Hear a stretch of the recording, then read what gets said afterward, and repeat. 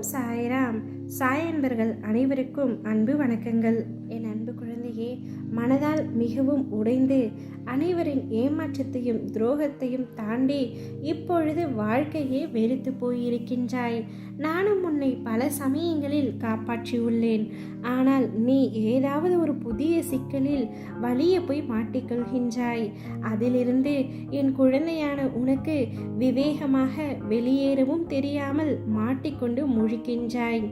எதை செய்தாலும் என்னிடம் கேட்டு செய் என்று நான் கூறுவதையும் அடிக்கடி மறந்து போகின்றாய். அந்த அளவிற்கு உன்னுடைய கவனம் சிதறுகின்றது. நான் தான் சொல்கின்றேனே, உன்னுடைய அத்தனை காரியங்களையும் முன்னின்று நடத்தி உன்னை வெற்றி பாதையில் நடத்தி செல்வேன் என்று. அதற்காக சற்று பொறுமையாக இரு என்றுதான் சொல்கின்றேன்.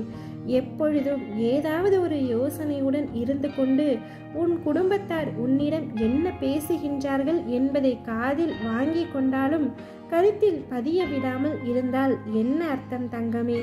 நீ யோசனை செய்து கொண்டே இருப்பதால் நீ நினைப்பது நடந்து விடுமா? நீ எப்பொழுதும் அழுது கொண்டே இருப்பதால் உன்னுடைய கனவுகள் நிறைவேறிவிடுமா?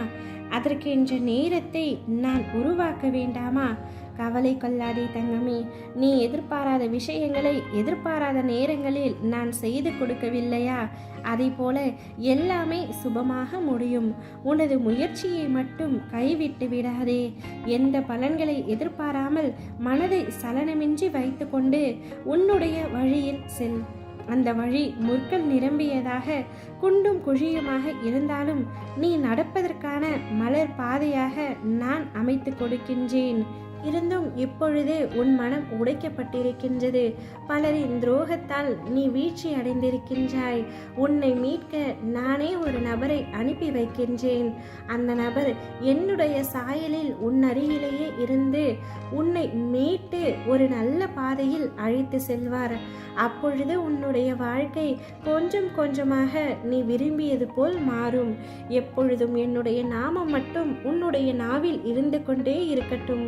என் உருவம் உன்னுடைய கண்களில் நிலைக்கட்டும். உன் இதயம் என் ஆன்மாவை சிம்மாசனம் போட்டு தன்னிடம் அமர்த்தி கொள்ளட்டும். அப்பொழுது உன்னுடைய பிரயத்தம் ஏதுமின்றி நீ நினைப்பது அனைத்தும் தன்னால் நிறைவேறுவதை நீயே உணர்ந்து கொள்வாய்.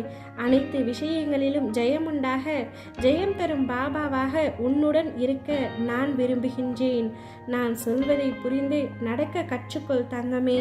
என்னால் நேரடியாக உன்னிடம் வர முடியாததால் என்னுடைய ரூபத்தில் இருக்கின்ற ஒருவரை நான் உன்னுடைய அருகில் இருந்து உன்னை பார்த்து கொள்ளும்படி அனுப்பி வைக்கப் போகின்றேன்.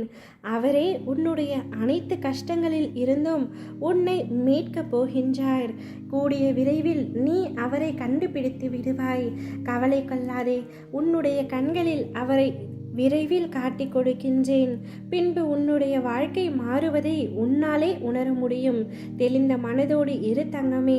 குழம்பாதே, தடுமாறாதே. எதிர்காலத்தை பற்றிய பயம் உனக்கு எதற்கு? நிலைமை என்ன ஆகுமோ என்ற கவலை எதற்கு? நான் இருக்கும் பொழுது எதற்காக வீண் கவலை? அனைத்தையும் நான் சீர்திருத்துகின்றேன். நான் உனது இல்லத்திற்கு வந்து குடிபுகுந்து கம்பீரமாக அமர்ந்திருக்கின்றேன். அனைத்து வேதனைகளில் இருந்தும் துயரங்களில் இருந்தும் மீண்டு வரப்போகின்றாய். இனி நடக்கப் போவதை பார்த்து நீயே வியக்கப் போகின்றாய். இந்த உலக வாழ்க்கையில் ஜெயிக்கப் போகின்றாய். தைரியமாகவும் நிம்மதியாகவும் இரு தங்கமே. அனைத்தையும் நான் பார்த்து கொள்கின்றேன். என்னுடைய கைகளில் ஒப்படைத்து விடு. ஓம் சாய்ராம்.